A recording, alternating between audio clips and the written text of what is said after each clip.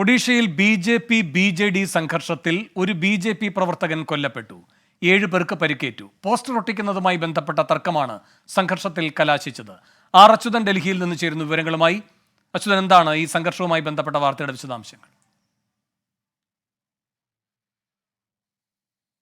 ഒഡീഷയിൽ ലോക്സഭാ തെരഞ്ഞെടുപ്പിനൊപ്പം നിയമസഭാ തെരഞ്ഞെടുപ്പ് കൂടി നടക്കുകയാണ്. ഇതുമായി ബന്ധപ്പെട്ട സ്ഥാനാർത്ഥിയുടെ പോസ്റ്റർ ഒട്ടിക്കുന്ന ഒരു തർക്കമാണ് വലിയൊരു സംഘർഷത്തിലേക്ക് കലാശിച്ചിരിക്കുന്നത്.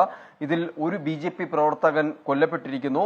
ഗ്രാമവാസിയായിട്ടുള്ള, അതായത് ശ്രീകൃഷ്ണ ശരൺപൂർ ഗ്രാമവാസിയായിട്ടുള്ള ദിലീപ് കുമാർ പഹാനിയാണ് കൊല്ലപ്പെട്ടത്. 7ഓളം പേർക്ക് ഈ സംഘർഷത്തിൽ പരിക്കേറ്റിട്ടുണ്ട്. ഇവരുടെ നില തൃപ്തികരമെന്നുള്ളതാണ് പോലീസ് വൃത്തങ്ങൾ അറിയിക്കുന്നത്.